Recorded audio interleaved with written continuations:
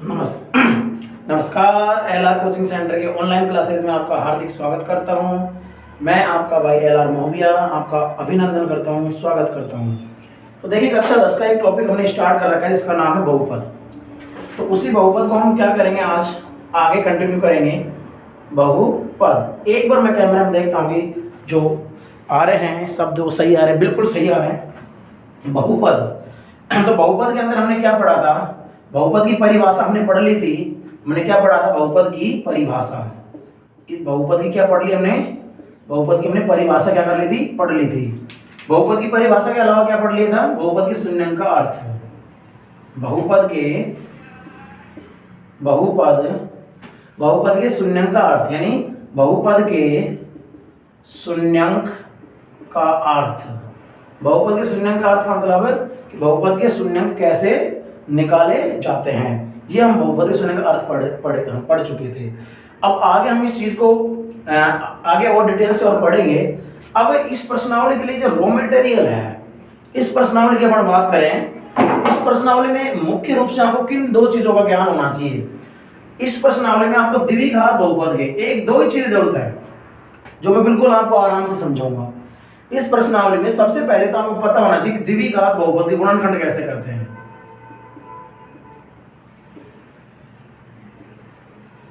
बहुपद के गुणनखंड, सबसे पहली बात तो आपको क्या समझने की, द्विघात बहुपद के गुणनखंड कैसे करते हैं। एक तो ये आपको आना चाहिए, और दूसरी बात यह है कि द्विघात मतलब बहुपद में बहुपद का भाग कैसे देते हैं। बहुपद में बहुपद का भाग कैसे देते हैं, यानी बहुपद में बहुपद का भाग कैसे देते हैं। अगर आप ये दोनों चीजों को क्लियर कर लेते हो तो फिर आपको कोई टेंशन वाली बात नहीं है। क्या चीज चाहिए इसमें, एक तो द्विघात बहुपद के गुणनखंड कैसे करते हैं। पूरी प्रश्नावली की बात कर रहा हूं मैं, आपकी जो बहुपद वाली प्रश्नावली है उस पूरी प्रश्नावली की मैं बात कर रहा हूं कि पहली बात तो द्विघात बहुपद के गुणनखंड कैसे करते हैं, और दूसरी बात बहुपद में बहुपद का भाग कैसे देते हैं। अगर आपको ये दोनों चीजें आती हैं इस प्रश्नावली में, तो मुझे लगता नहीं कि इस प्रश्नावली में कोई आपको परेशानी होने वाली है। अब देखिए, सबसे पहले अपन इसमें उठाते हैं कि बहुपद के गुणनखंड कैसे करते हैं। कौन से बहुपद के, द्विघात बहुपद के। तो सबसे पहले अपन टॉपिक डालते हैं कि द्विघात बहुपद के गुणनखंड कैसे करते हैं। बेसिक है, अगर ये आपका मजबूत है तो आपके क्वेश्चन तो आगे आगे नाच लेंगे। तो सबसे पहले अपन बात कर रहे हैं कि द्विघात बहुपद के गुणनखंड कैसे करते हैं।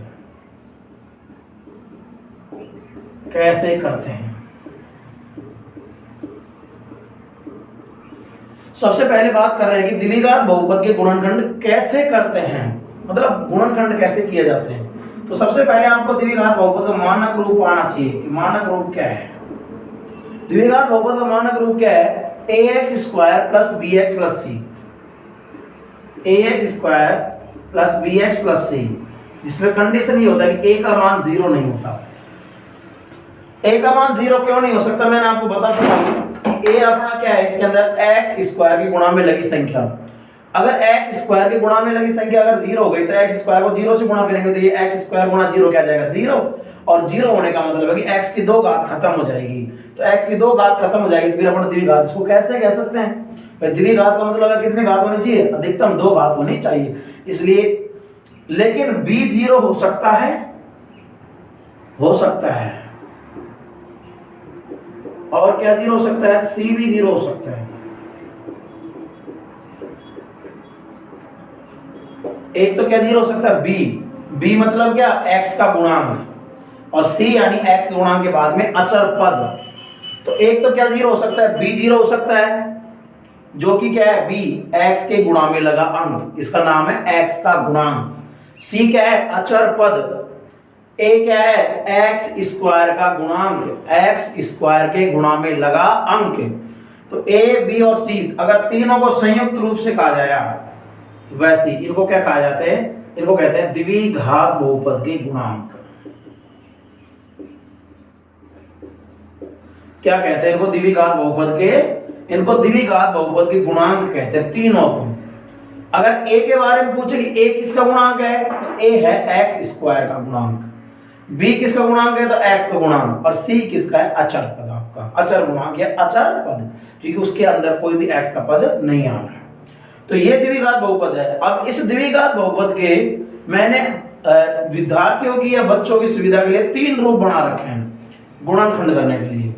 कितने रूप बना रखे हैं? 3 रूप। अब वो तीनों रूपों को मैं बता रहा हूं कि गुणनखंड कैसे किए जाते हैं, थोड़ा सा आप समझें। सबसे पहले इसका मैंने ये मान लीजिए कि अपना ax स्क्वायर प्लस bx रूप, प्लस माइनस आ सकता है आपके, बीच में चिन्हों की कोई बात नहीं है, प्लस माइनस आ सकता है। यानी सबसे पहला अगर ऐसा मिल जाए जैसे उसमें x स्क्वायर का पद मिल जाए और x का पद मिल जाए, तो कैसे गुणनखंड करते हैं? ये भी हमारा द्विघाती बहुपद है, ax स्क्वायर प्लस या माइनस bx, ये भी कौन सा बहुपद है? द्विघात। तो ऐसे बहुपद का गुणनखंड कैसे करते हैं? ठीक है, ये कितने पदों वाले हैं? 2 पदों वाले हैं। तो इसका एक एग्जांपल अपन लेके चलते हैं, उदाहरण लेके चले। जैसे मान ले अपने पास में 3x स्क्वायर प्लस 4x, क्या अपने पास में 3x स्क्वायर प्लस 4x। तो ऐसे इस प्रकार के क्वेश्चनों में x का कोई पद कॉमन आता है। क्या आता है? x का कोई पद कॉमन आ जाता है, क्योंकि इसमें भी x का पद है, ये भी x, ये तो x स्क्वायर का पद है और ये x का पद है। इसका मतलब इनमें से x का पद क्या आएगा? कॉमन। तो x कॉमन निकाल लिया।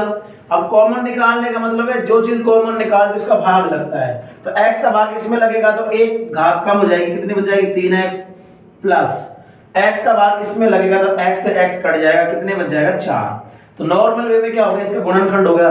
गुणनखंड का मतलब गुणनखंड, गुणन का मतलब है गुणा में आ जानी चाहिए, और खंड यानी टुकड़े, यानी गुणनखंड किसमें आ जानी चाहिए? टुकड़े में। अब आपको पता है कि जितनी ध्यान रखने वाली बात है, किसी भी बहुपद की जितनी घात होती है उसके उतने ही गुणनखंड होते हैं और उसके उतने ही क्या होते हैं? शून्यंक होते हैं। किसी बहुपद की जितनी घात होती है उसके उतने ही क्या होते हैं? गुणनखंड होते हैं, और उसके उतने ही क्या होते हैं? शून्यंक होते हैं। मैं लिखा दूंगा आपको ये चीजें कि किसी द्विघात बहुपद की जितनी घात होती है उसके उतने ही क्या होते हैं? गुणनखंड होते हैं, और उसके उतने ही क्या होते हैं? शून्यंक होते हैं। तो ये एक एग्जांपल लिया अपन ने, और भी एग्जांपल अपन ले सकते हैं। देखिए, सबसे पहले इसको क्लासिफाई करके दे रहा हूं आपको। इसके 3 रूप हो सकते हैं, ax square plus bx plus ck। इसके कितने रूप हो सकते हैं? 3 रूप इसके हो सकते हैं। 3 रूप कैसा? या तो x स्क्वायर का पद हो और फिर x का पद हो, ऐसा, या फिर x स्क्वायर का पद हो और फिर अचर पद हो। अचर पद में तो प्लस भी नहीं आएगा, माइनस का ही आएगा हमेशा। उसका रीजन है आपको मैं बता दूंगा। और या तीनों के तीनों ही पद हो जाए, ax square plus bx plus c। इस बहुपद को अपन कहते हैं स्पेशल वाला बहुपद, इसका नाम है द्विघात त्रिपद बहुपद। द्विघात त्रिपद बहुपद, द्विघात त्रिपद, यानी इसमें कितने घात है? 2, और पदों की संख्या कितनी है? 3। बाकी ये दोनों बहुपद कितने पदों के हैं? ये 2 पदों के बहुपद हैं, 2 पदों के बहुपद हैं। कितने पदों के बहुपद हैं? ये आपके 2 पदों के क्या है? बहुपद हैं। अब सबसे पहले आपको सीखना है कि अगर 2 पदों का बहुपद आ जाए तो उसके गुणनखंड कैसे करते हैं, क्योंकि हमने हमारा टॉपिक क्या है? हमारा टॉपिक है द्विघात बहुपद के गुणनखंड कैसे करते हैं। एक तो ये सीख जाइए इस प्रश्नावली में, एक बहुपद का भाग कैसे देते हैं, दूसरा वो चीज सीख जाइए, फिर उसके बाद में आपके क्वेश्चन आराम से हो जाएंगे, कोई टेंशन वाली बात नहीं है। तो देखिए यहां से पढ़ चलते हैं। इसमें पहला रूप हमने लिया था एग्जांपल के तौर पे कि मान लो ऐसा रूप मिल जाए अपन को, ax square plus minus bx, यानी एक तो पहला पद तो किसका मिल जाए? x स्क्वायर का, और दूसरा पद किसका मिल जाए? आपका x का। तो ऐसी स्थिति में हम कैसे क्या करते हैं? गुणनखंड करते हैं। तो जैसे मैंने ले लिया 3x स्क्वायर प्लस 8 है या 6x ले लिया, कितना ले लिया? 6x। तो ऐसी स्थिति में आपको पता है कि इधर भी x स्क्वायर का पद है, इधर x का पद है, तो आराम से हम x के निकाल सकते हैं कॉमन। x के साथ में x के पद भी निकाल सकते हैं, यानी संख्या में हम क्या निकाल सकते हैं? कॉमन। तो इन दोनों में से क्या चीज कॉमन आ जाएगी? 3x। तो 3x कॉमन आ गया तो क्या बच गया? 3 का भाग इसमें लगेगा, 3 से 3 कट जाएगा, कितना बच जाएगा? x। और 3 का भाग 6 में जाएगा तो 3 दूनी 6, x से x कट गया, कंप्लीट यानी बाहर आ गया x। तो ये गुणनखंड हो गए। कितने गुणनखंड हो गए? ये 2 गुणनखंड हो गए। एक गुणनखंड तो 3x है, दूसरा गुणनखंड है x प्लस 2। तो पहली वाली ऐसी स्थिति आती है तो हमारे x का पद कॉमन लेकर गुणनखंड किया जाता है। क्या लिया जाता है? x का पद कॉमन। और एग्जांपल के लिए और ले लें अपन, बस यही सीखना है आपको, जिसमें इसके ऊपर मैं ट्रिपल स्टार डालता हूं। ये तो बहुत ज्यादा सीखना है क्योंकि ये तगड़ा काम में आता है। तो यहां से अपन बात करें, जैसे मान लो अपने पास में क्या है, x square 3x square minus 9x, 3x square minus 9x। तो वापस क्या कर सकते हैं, ये कौन सा पद है? x स्क्वायर का। कौन सा पद है? x स्क्वायर का। और ये कौन सा पद है? x का। तो सबसे पहले आप ये सोचना, दो पदों की बात कर रहा हूं। अगर आपके द्विघात में कितने पद दे? 2 पद दे। और द्विघात में अगर 2 पद दे तो सबसे पहले ये देखना है कि क्या x का कोई पद कॉमन आ रहा है क्या। बार बार बोल रहा हूं, संख्या की बात नहीं करी भाई, संख्या भी आ जाए लेकिन x का पद तो जरूर होना चाहिए। तो इन दोनों में से क्या कॉमन आ जाएगा? 3x कॉमन आ जाएगा। 3x कॉमन आएगा, 3 में भाग जाएगा एक बार, x स्क्वायर में x का भाग जाएगा x बार, माइनस 3 का भाग 9 में 3 तिया 9। तो कितना? x से x हमारा कंप्लीट कट ही गया। तो कितने गुणनखंड हो गए? 2। एक तो 3x और एक x माइनस 3, क्योंकि दोनों के बीच में क्या लग रहा है आपका? गुणा लग रहा है। क्या लग रहा है आपका? गुणा। तो फिर भी कितने गुणनखंड आ गए? 2 गुणनखंड इसके अंदर आ गए। अगला अपन ले लें एग्जांपल और, इसे माइनस का 4x स्क्वायर और प्लस का 8x। अब यहां से क्या है कि बच्चे अपन, ये भी x स्क्वायर का पद है और ये भी x का पद है। ये x स्क्वायर का पद है और ये x का पद है। तो अपन क्या कर सकते हैं, इसमें भी x के पद है, इसमें भी x के पद है। तो क्या कर सकते हैं, x का पद कॉमन निकाल सकते हैं। तो कॉमन में अब यहाँ पर क्या है कि अपन माइनस की संख्या भी कॉमन निकाल सकते हैं और प्लस की संख्या भी कॉमन निकाल सकते हैं। तो अगर अपन चाहे तो माइनस की निकालें, तो माइनस की निकालें, जैसे अपन माइनस का 4x कॉमन निकाल लिया। अब माइनस का 4x का मतलब अब की बार संख्या जो कॉमन निकाली है वो माइनस की निकाली है, और कॉमन जो निकाली गई संख्या उसका क्या लगता है? भाग लगता है। तो इस संख्या को कॉमन कितने पदों में से निकाला गया? इन दोनों में से। इसका इन दोनों में क्या चला जाएगा? भाग। तो इसमें इसका भाग देंगे तो ये तो हो जाएगा प्लस का, क्योंकि माइनस में माइनस का भाग देंगे तो क्या आ जाएगा? प्लस का। 4 में 4 का गया 1 और x स्क्वायर में x गया तो x, यानी कि कितना बच गया? x। अब इसका भाग इसमें देंगे तो प्लस की, माइनस की। तो अगर प्लस की संख्या में माइनस की संख्या का भाग देंगे तो क्या आएगा? माइनस का। x से तो x कट जाएगा, कितना आएगा? 4 दूनी 8, यानी कितना आएगा आपका? x minus 2। यानी सीधी सी बात है, अगर माइनस का पद कॉमन लेते हैं तो अंदर इन संख्याओं के चिन्ह बदल गए। देखो, ये जो आपका स्क्वायर वाला पद था माइनस का था वो प्लस का हो गया, और जो x का वाला पद वो प्लस का था वो किसका हो गया? माइनस का हो गया। क्योंकि कारण है कि माइनस का अगर कॉमन निकालते हैं इसका मतलब माइनस का भाग दिया जाएगा, और माइनस का भाग देने का मतलब है कि माइनस का भाग अगर माइनस में देंगे तो प्लस हो जाएगा, और माइनस का भाग अगर प्लस में देंगे तो माइनस का हो जाएगा। तो ये इसके 2 गुणनखंड होंगे, एक तो हो गया माइनस का 4, एक हो गया x माइनस 2। ये थोड़ी सी ध्यान रखें, सावधानी इनकी। ये अगर समझ में नहीं आएंगे तो फिर ये भी नहीं आएगा आपके, इसलिए आपको मैं स्टेप बाय स्टेप समझा रहा हूं। अगर आप द्विघात बहुपद के एक बार गुणनखंड सीख जाओ तो मेरी गारंटी है, प्रश्नावली गलत हो जाए तो बिल्कुल मेरी गारंटी है। तो एक बार बस गुणनखंड ना करना, आप क्या कर लो? सीख लो, और सीख लो आप थोड़ा सा। मान लीजिए आपके पास में क्या है, मान लीजिए आपके पास में माइनस का x स्क्वायर और माइनस का 6x। क्या है? माइनस का x स्क्वायर और माइनस का 6x, प्लस का ले लेता हूं, चलो प्लस का 6x। तो यहां से क्या सिनेरियो बना? यहां से क्या बन रहा है कि सर एक तो क्या ले सकते हैं अपन? x कॉमन ले सकते हैं, एक क्या ले सकते हैं? माइनस का x कॉमन लेते हैं। तो इन जनरली अपन माइनस का x कॉमन लेते हैं ताकि ये किसका बन जाए? प्लस का।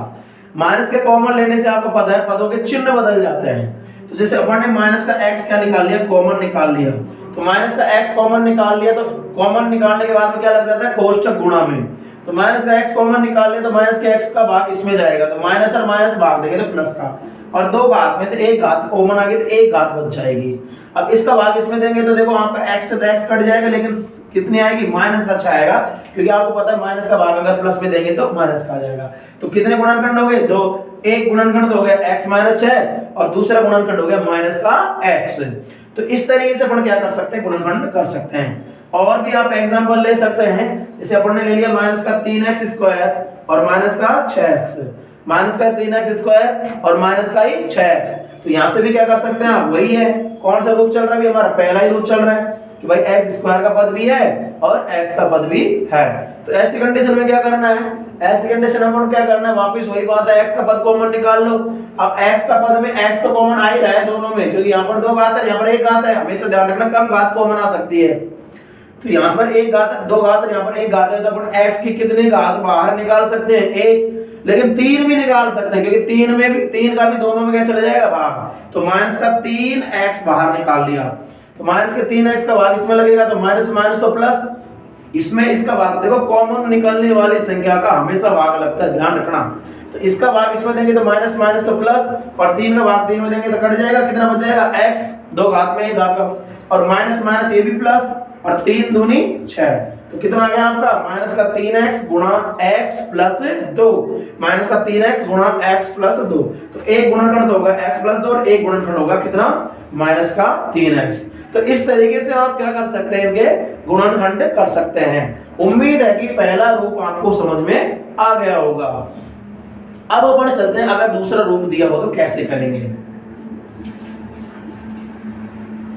अगर आपको दूसरा रूप दिया, जैसे मान लो आपका एग्जांपल के रूप में x square minus 9, x square minus 9।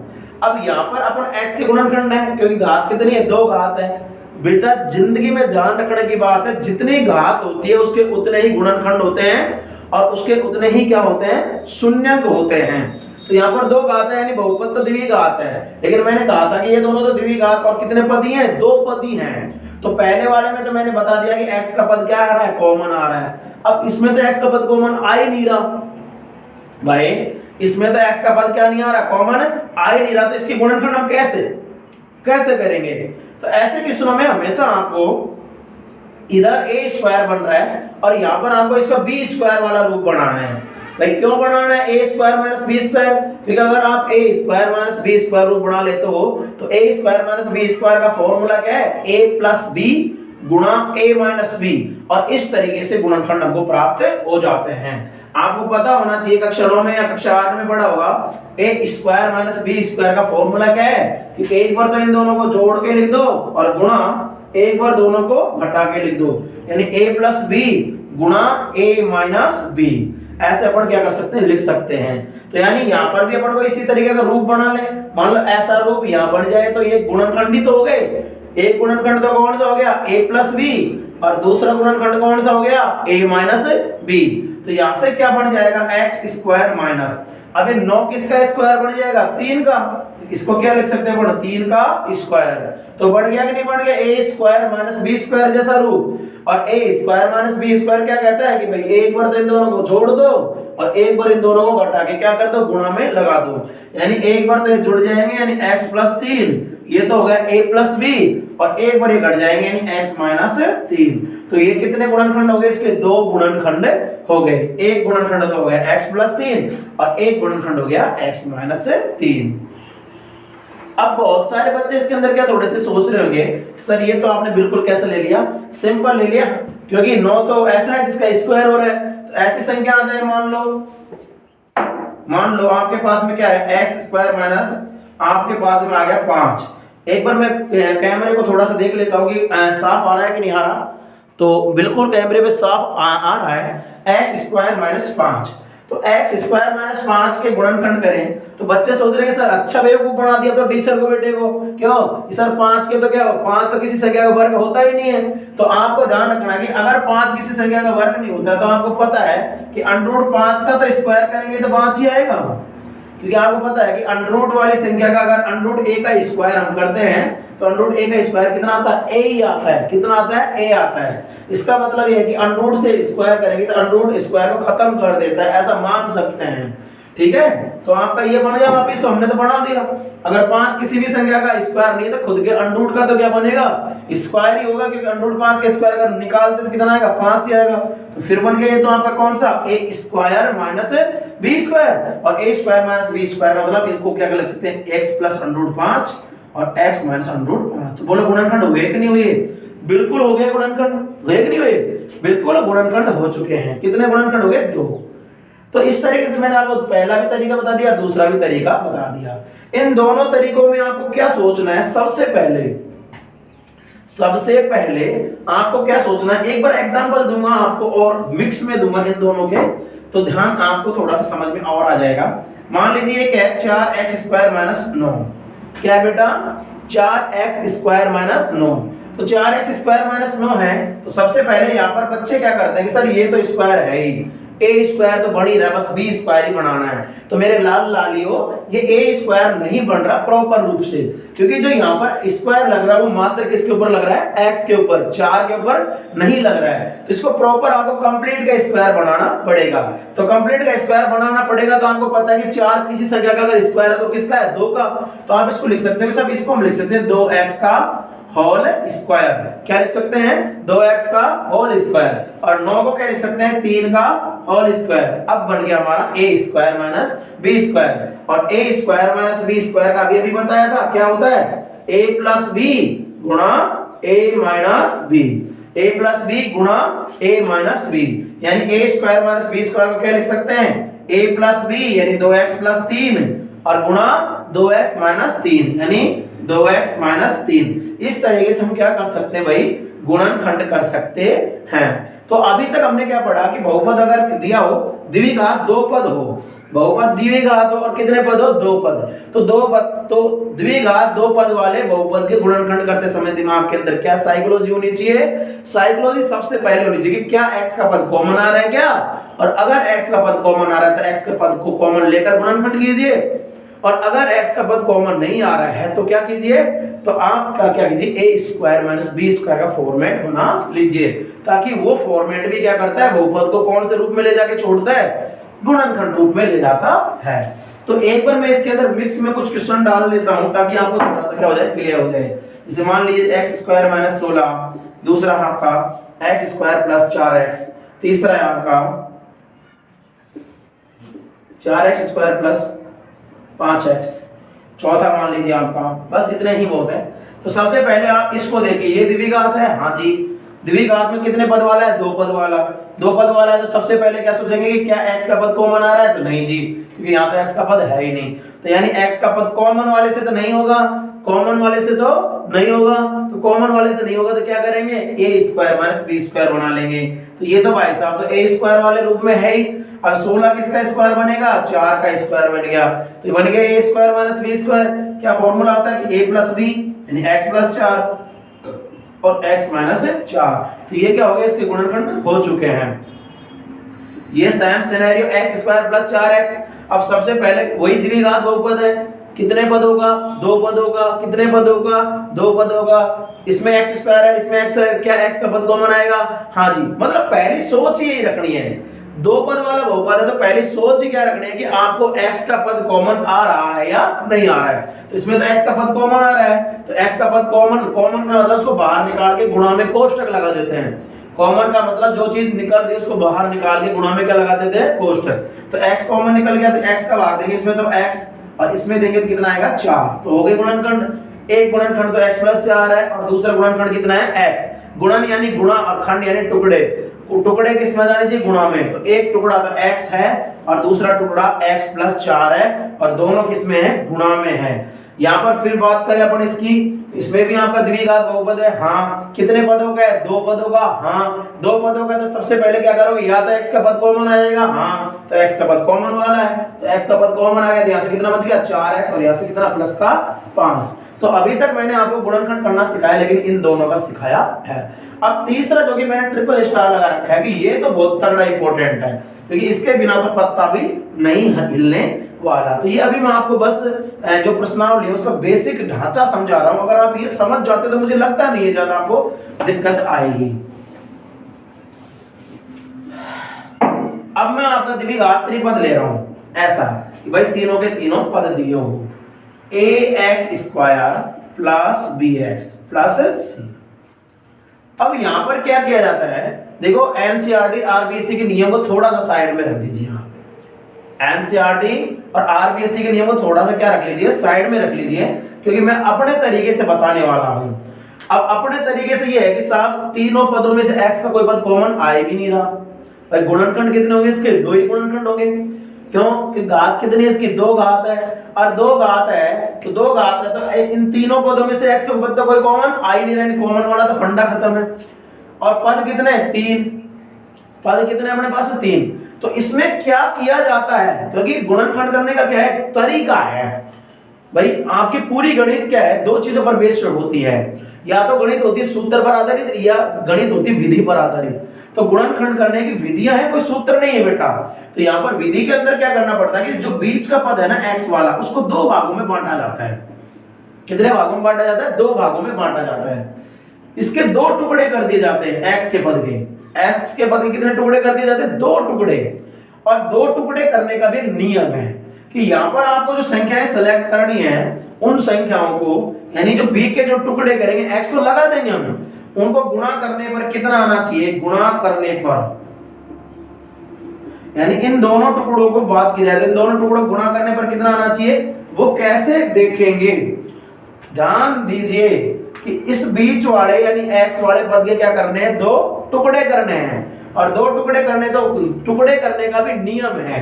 नियम क्या है कि इन दोनों टुकड़ों का सिलेक्शन, चयन इस प्रकार किया जाएगा कि इनको गुणा करने पर कितना आना चाहिए, इन दोनों को गुणा कर देख लो, यानी गुणा करने पर कितना आना चाहिए, a गुणा c।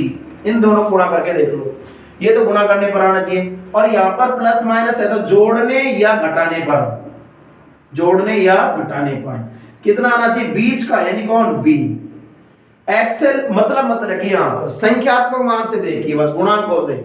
गुणा करने पर तो कितना आना चाहिए, इन दोनों को गुणा करके देखा जाता है। ध्यान दीजिए, गुणा करने पर कितना आना चाहिए, इन दोनों को गुणा करके देखा जाता है। गुणा करने पर कितना आना चाहिए, a गुणा c। और इसके आगे प्लस है, अचर संख्या के आगे प्लस है तो जोड़ने पर, और माइनस है तो घटाने पर। जोड़ने घटाने पर कितना आना चाहिए, बीच का आना चाहिए, यानी b आना चाहिए। अब थोड़ा सा यहां से अपन क्या करते हैं, इसको थोड़ा सा और क्लियर कर लेते हैं। ये तो हमारा बेसिक रूप था। अब इसी के हम जबरदस्त तरीके से क्या करते हैं, प्रैक्टिस करते हैं। टॉपिक क्या चल रहा है बेटा, द्विघात बहुपद के गुणनखंड कैसे करते हैं। क्या चल रहा है बेटी, द्विघात बहुपद के गुणनखंड कैसे करते हैं। सभी विद्यार्थियों से ये अनुरोध है कि वो इस चैनल को ज्यादा से ज्यादा शेयर करें, ताकि आपके साथ में और बच्चों का भी फायदा हो जाए। ठीक है, तो यहाँ से द्विघात बहुपद गुणनखंड में मैंने थर्ड वाला ले रखा है। थर्ड मतलब ax square plus bx plus c ऐसा रूप हो, यानी कैसा, द्विघात त्रिपद। कैसा, द्विघात त्रिपद रूप हो। तो मैंने बता रखा ऐसा रूप हो तो हम कैसे गुणनखंड करेंगे। तो कैसे गुणनखंड करेंगे, देखिए इसका एक एग्जांपल अपन ले लेते हैं, जैसे x square plus 5x plus 6, x square plus 5x plus 6। अब क्या करते हैं बेटा, इसके दो टुकड़े करने, इसके किसके, प्लस के 5 के।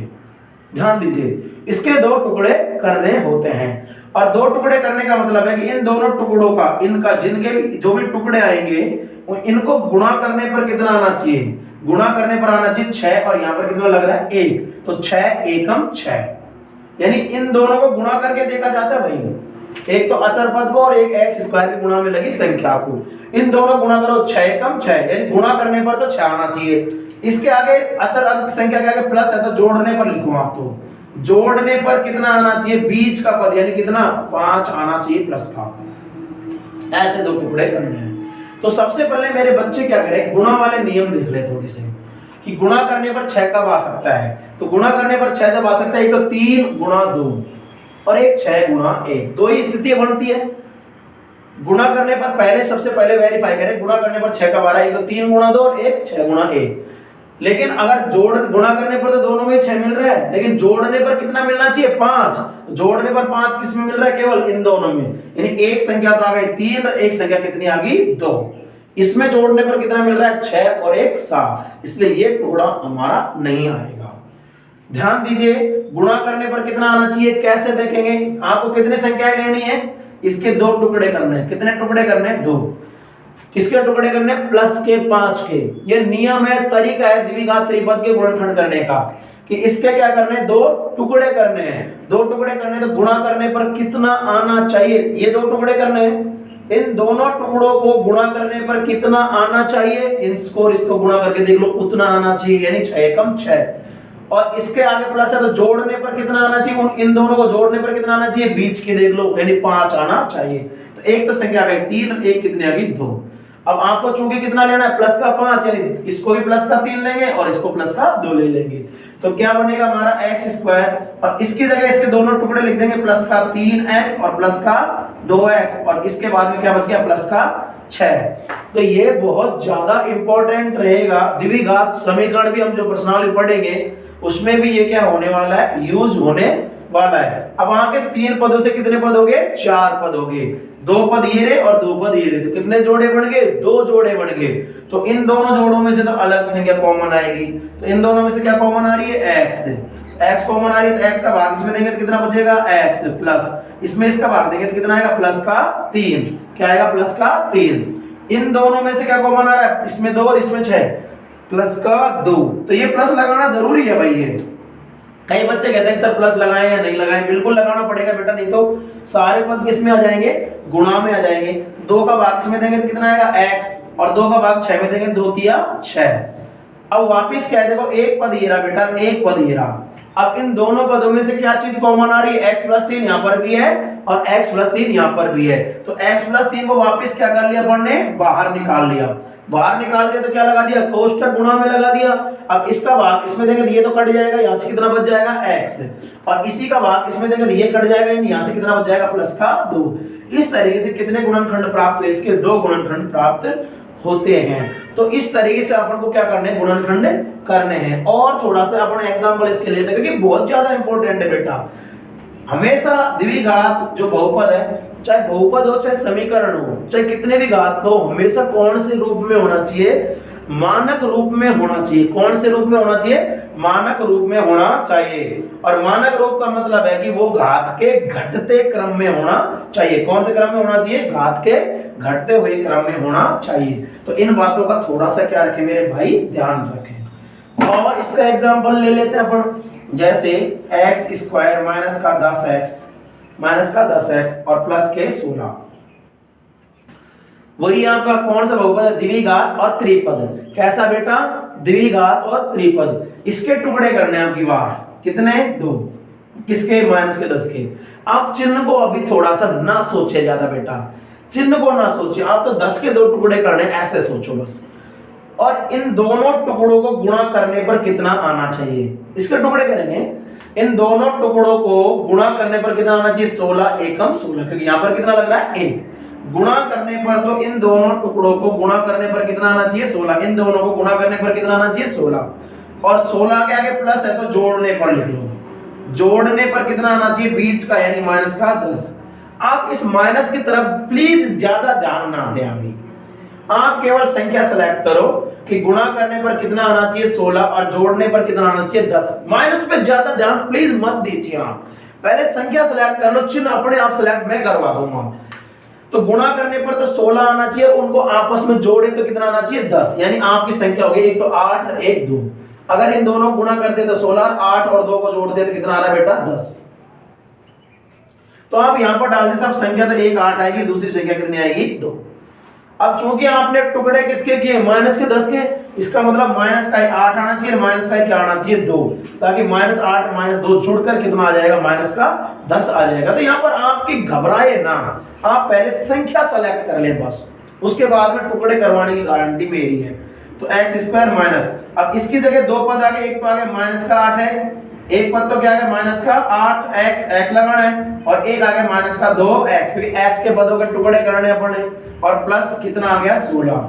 अब कितने पद हो गए इसके अंदर, 2 पद हो, 4, 1 2 3 4। तो कितने जोड़े बन गए, 2 जोड़े बन गए। अब इस जोड़े में से क्या कॉमन आएगा, x, तो x का भाग इसमें देंगे तो कितना आएगा, x स्क्वायर माइनस x का भाग इसमें देंगे तो कितना आएगा, 8। इन दोनों में से क्या कॉमन लेंगे, माइनस का 2 लेंगे। बेटा क्यों लेंगे, क्योंकि माइनस का 2 लेने से x प्लस का हो जाएगा। क्यों हो जाएगा बेटा, माइनस की कॉमन लेने से संख्याओं के चिन्ह बदल जाते हैं, तो यानी माइनस का 2 ही कॉमन लेंगे। सीधी सी बात ये है बेटा कि यहाँ पर कितना बच रहा है, x - 8, तो इसके अंदर भी x - 8 ही बचेगा। यानी यहाँ से कितना, जो भी इसके गुणा में वो सारा हटेगा, और x के गुणा में कितना है, -2। तो -2 का भाग इसमें देंगे तो 2 से 2 कट जाएगा, और माइनस माइनस प्लस हो जाएगा, x बच जाएगा। और -2 का भाग 16 में देंगे तो कितना आएगा, -8, क्योंकि 16 प्लस का है, 2 माइनस का है, भाग देंगे तो -8 बचेगा। अब वापस क्या कॉमन आ रहा है, x - 8 यहाँ पर भी है, x - 8 यहाँ पर भी है, तो x - 8 को मैंने वापस बाहर निकाल दिया, तो गुणा में कोष्टक लगा दिया, यहाँ से कितना बच गया, x भाई कॉमन निकालने का मतलब इसका भाग इसमें गया तो ये कट गया, कितना बच जाएगा x, और इसका भाग इसमें देंगे तो ये कट गया, कितना बच जाएगा माइनस का 2। इस तरीके से इसके भी क्या मिल गए आपको, दो गुणनखंड मिल गए। कितने मिल गए गुणनखंड, दो गुणनखंड इसके मिल गए। तो इस तरीके से हम क्या करते हैं बेटा, गुणनखंड करते हैं। तो आई होप बच्चों समझ में आपके आया होगा। और लेते हैं इसका एग्जांपल, बेटा बहुत ज्यादा इंपॉर्टेंट है, मेरा डस्टर गिर गया, बहुत ज्यादा इंपॉर्टेंट है। एक एग्जांपल और ले ले, जैसे x² - x और -6। बोर्ड के अंदर बहुत ज्यादा ये क्वेश्चन पूछा जा चुका है।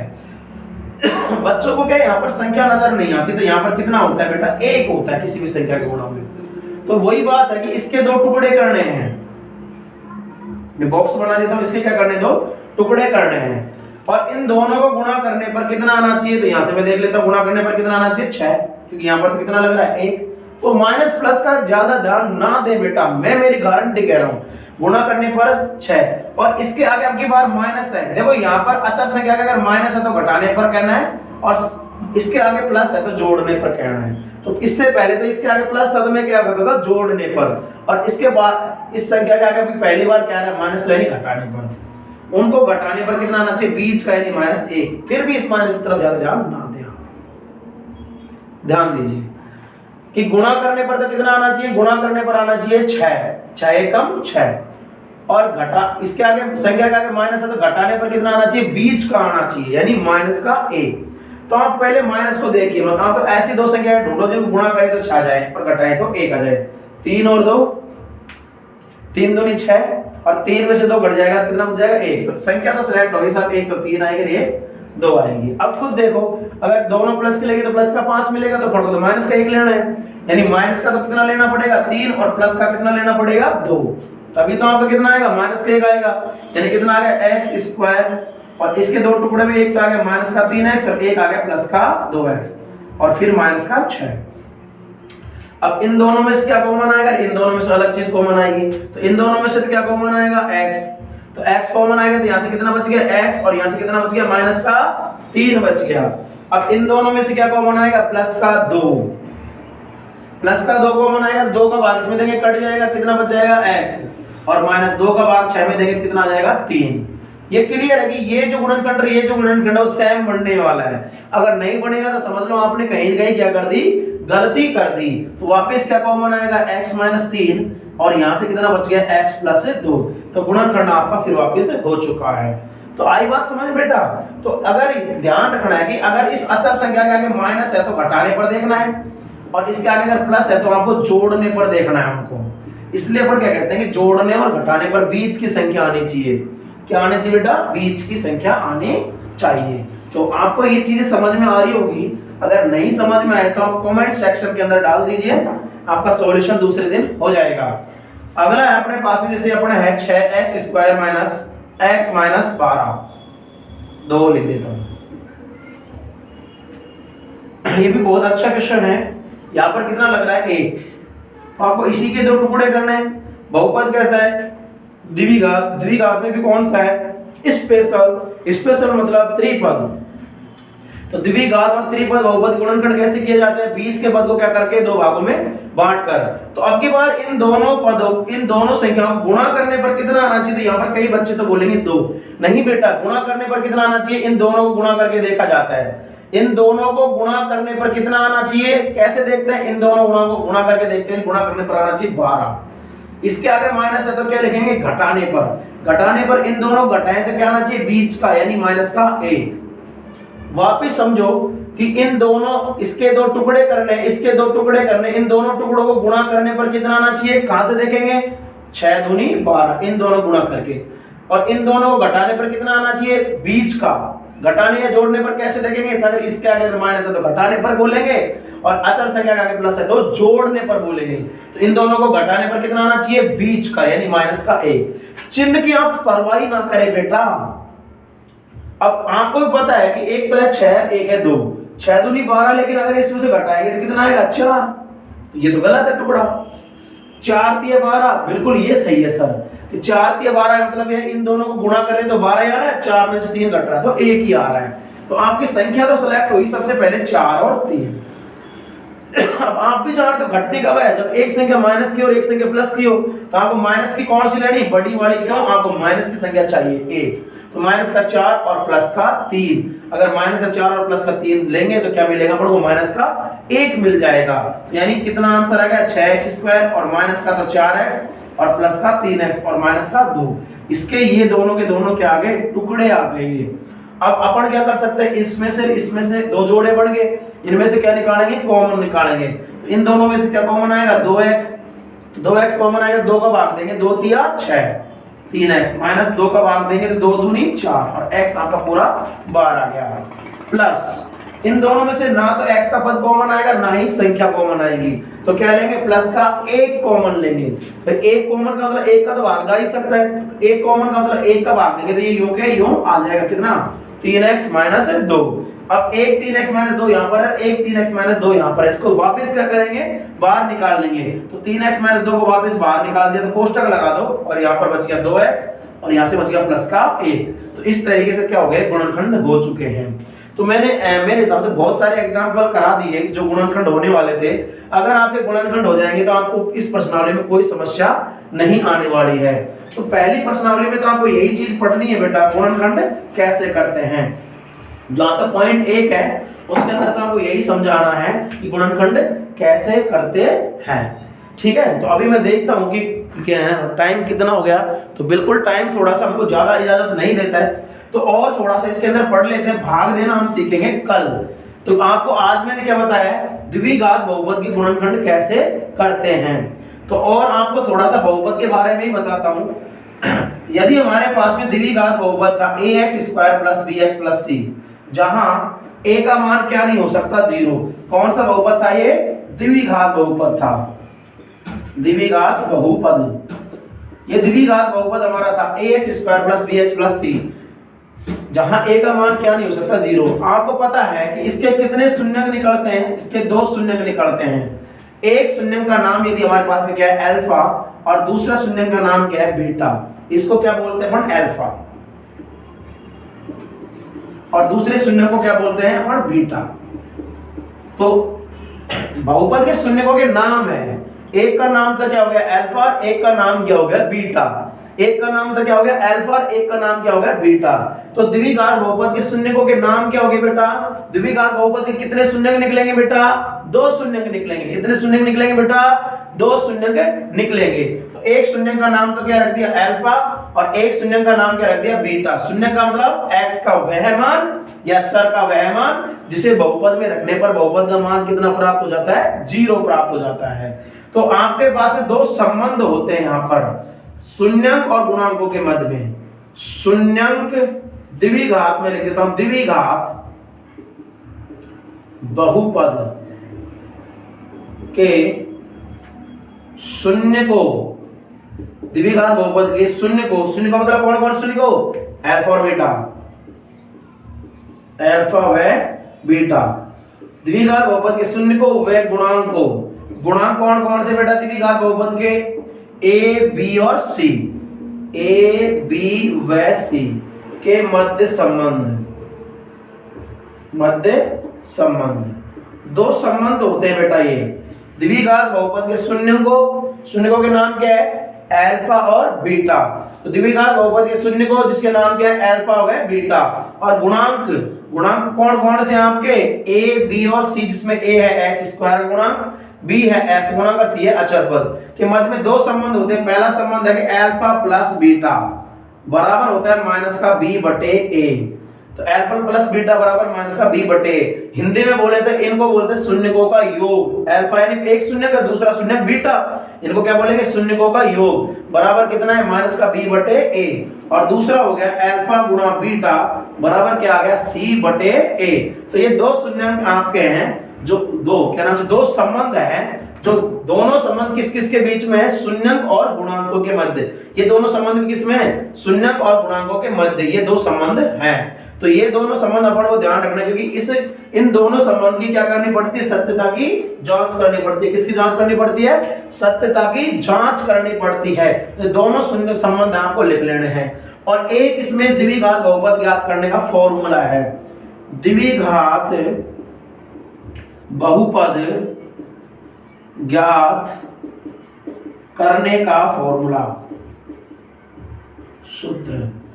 ये द्विघात बहुपद ज्ञात करने का सूत्र है, यानी बहुपद का सूत्र क्या है, k into x square minus alpha plus beta गुणा एक्स प्लस एल्फा गुणा बीटा। ये हमारा फॉर्मूला है। जब हमको शून्यकों का योग और शून्यकों को क्या दे देता है, गुणनफल दे देता है, तो यहाँ से अपन क्या कर लेते हैं, द्विघात बहुपद ज्ञात कर लेते हैं। क्या है, k, जो भी k क्या है, एक अचर राशि है, तो k into x square minus शून्यकों का योग गुणा x प्लस शून्यकों का गुणनफल। भाई एल्फा गुणा बीटा का मतलब शून्यकों का गुणनफल। अब यहाँ से अपन इसको तो आप नोट कीजिए, स्क्रीनशॉट ले लीजिए, और थोड़ा सा मैं बात आपको बताने वाला हूं।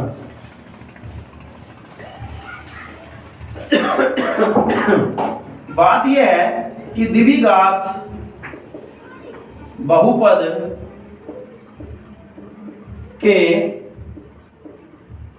शून्यंक ज्ञात कर कैसे करते हैं, कैसे करते हैं, यानी इसकी क्या विधि है। तो इसमें आपको स्टेप में बता रहा हूं। सबसे पहले द्विघात बहुपद हो, चाहे कोई सा भी बहुपद हो, अपन ज्यादातर द्विघात बहुपद की बात करेंगे। ये बहुपद के शून्यंक कैसे ज्ञात करते हैं, तो मैं द्विघात की जगह ओनली बहुपद ही कह देता हूं, क्योंकि कोई सा भी बहुपद हो उसको कोई दिक्कत नहीं है। बहुपद के शून्यंक ज्ञात कैसे करते हैं, तो बहुपद के शून्यंक ज्ञात करते समय सबसे पहले आपको कुछ स्टेप्स फॉलो करने पड़ेंगे। सबसे पहले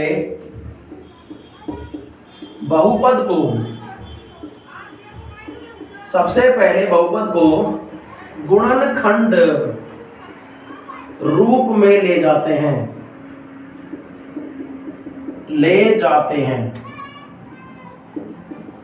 सबसे पहले बहुपद को कौन से रूप में ले जाते हैं, गुणनखंड रूप में ले जाते हैं। उसके बाद में क्या करते हैं, इसके बाद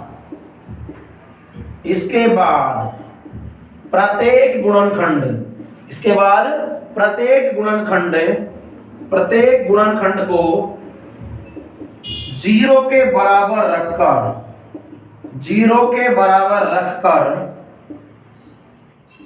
इसके बाद प्रत्येक गुणनखंड को 0 के बराबर रखकर चर राशि का मान ज्ञात करते हैं। चर राशि का मान ज्ञात करते हैं। चर राशि मतलब x, y, t जो भी है चर दे रखा है, उसका मान ज्ञात करते हैं। ये मान ही बहुपद के क्या कहलाते हैं, शून्यंक कहलाते हैं। बहुपद के क्या कहलाते हैं, शून्यंक कहलाते हैं। तो इसको आप स्क्रीनशॉट ले लीजिए और आराम से उतार लेना कि बहुपद के शून्यंक कैसे ज्ञात करते हैं। क्वेश्चन आपके कैसा फ्रेम होगा कि बहुपद के शून्यंक ज्ञात करो द्विघात में, तो यही पूछा जाएगा, और शून्यंक और गुणांकों के मध्य संबंध की सत्यता की जांच करो। तो शून्यंक ज्ञात करने की विधि तो ये बता दी। सबसे पहले बहुपद को गुणनखंड रूप में ले जाते हैं, इसके बाद प्रत्येक गुणनखंड को 0 के बराबर रखकर चर राशि का मान ज्ञात करते हैं। ये मान ही बहुपद के शून्यंक कहलाते हैं। और शून्यंक और गुणांकों के मध्य में जो संबंध था वो मैं अभी से पहले लिखा चुका हूं, और द्विघात बहुपद कैसे ज्ञात करते हैं वो सूत्र भी मैं लिखा चुका हूं। अब मैं आपको एक special, take the screenshot please. अब मैं आपको एक स्पेशल नोट लिखाने वाला हूं।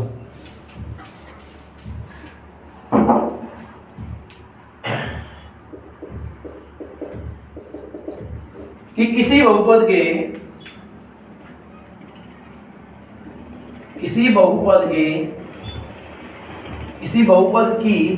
जितनी अधिकतम घात होती